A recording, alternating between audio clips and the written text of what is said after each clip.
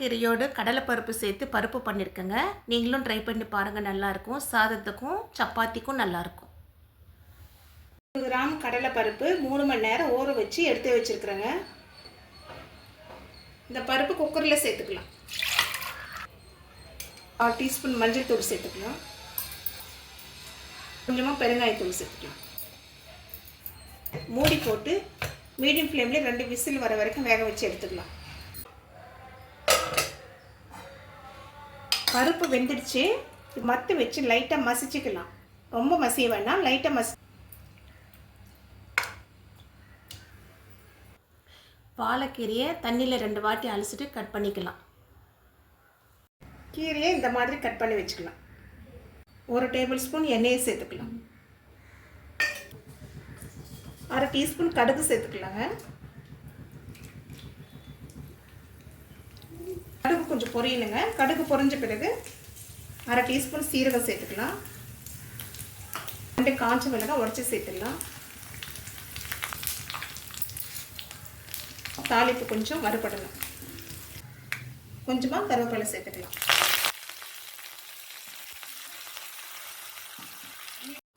Medium size வெங்காயம் ஒன்று இந்த மாதிரி கட் பண்ணி சேர்த்துக்கலாம். வெங்காயம் லைட்டாக பிங்க் ஆகிற வரைக்கும் வதக்கிக்கலாம். வெங்காயம் இந்த மாதிரி கலர் மாறணுங்க. கலர் மாறிடுச்சு. இப்போ ஒரு 5 பல்லு பூண்டு இந்த மாதிரி சின்ன சின்னதாக கட் பண்ணி சேர்த்துக்கலாம்.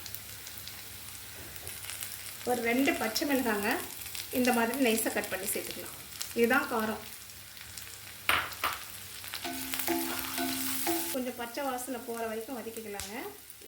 பாலக்கீரையில் பூண்டு சேர்த்தா நல்லா இருக்குங்க. ஃப்ளேவரும் நல்லாயிருக்கும், டேஸ்ட்டும் நல்லாயிருக்கும். கொஞ்சம் அதிகமாகவே சேர்த்துக்கலாம்.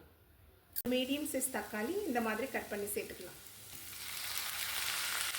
ஒரு 1/4 டீஸ்பூன் மஞ்சள் தூள் சேர்த்துக்கலாம். தக்காளி மசியனுங்க, நல்லா குழையணும். அது வரைக்கும் வதக்கிக்கலாம். கொஞ்சம் நேரம் வதக்கிட்டு மூடி போட்டு வேக வச்சுக்கலாம். மூடி போட்டு தக்காளி குழையிற வரைக்கும் வேக வச்சுக்கலாங்க. தக்காளி நல்லா குழஞ்சிடுச்சுங்க. 4 கொட்டலும் புளி கரைச்சிட்டு சேர்த்துக்கலாங்க. தக்காளி சேர்த்துனால புளி அவ்வளோவா வேண்டாம். புளி சேர்த்தா நல்லா இருக்கும். அதனால கொஞ்சமாக சேர்த்துக்கலாம். கொஞ்சம் லைட்டாக பச்சை வாசனை போகிற வரைக்கும் 1 நிமிஷம் வதக்கி விட்டுடலாம். புளி பச்சை வாசனை போயிடுச்சுங்க.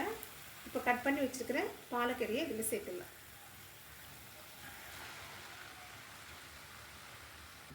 கீரை சேர்த்து ஒரு 3 நிமிஷம் வதக்கிக்கலாங்க. உப்பு இப்போ சேர்க்க வேண்டாம். இப்போ சேர்த்தோன்னா கீரையோட நிறம் மாறிடும், க்ரீன் கலராக இருக்காது. அதனால் கடைசியில் உப்பு சேர்த்துக்கலாம். இப்போ நல்லா வதங்கிடுச்சுங்க. இப்போ பருப்பு சேர்த்துக்கலாம். இப்போ வேக வச்சுருக்கிற பருப்பு சேர்த்துடலாம். பாலக்கோட பருப்பு சேர்த்து செய்யும்போது பருப்போட அளவு குறைவாகவும் கீரையோட அளவு அதிகமாக இருந்தால் டேஸ்ட்டு நல்லாயிருக்கும். பாலக்கீரையில் உப்பு இருக்குங்க, உப்பு தன்மை. அதனால் கொஞ்சமாக சேர்த்துக்கலாங்க. உப்பு அதிகமாக ஆகிடும். ஒரு வாட்டி கலந்துட்டு ஒரு 3 நிமிஷம் வேக வச்சுக்கலாங்க.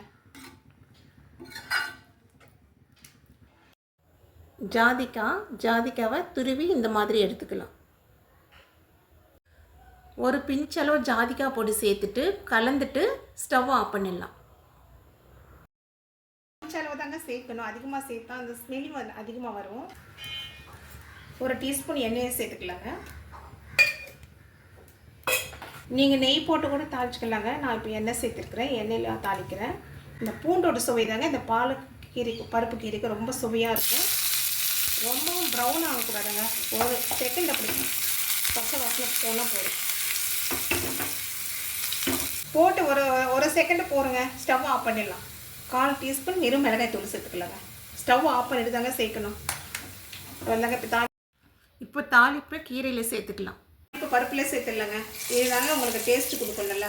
நீங்கள் நெய் போட்டு கூட சேர்த்து சாப்பிடுங்க, இன்னும் டேஸ்ட்டாக இருக்கும். பாலக்கீரை பருப்பு சேர்த்து செஞ்சு பாருங்கள். டேஸ்ட்டு நல்லாயிருக்கும். சாதத்துக்கு நல்லாயிருக்கும், சப்பாத்திக்கும் நல்லாயிருக்கும். நீங்களும் ட்ரை பண்ணி பாருங்கள்.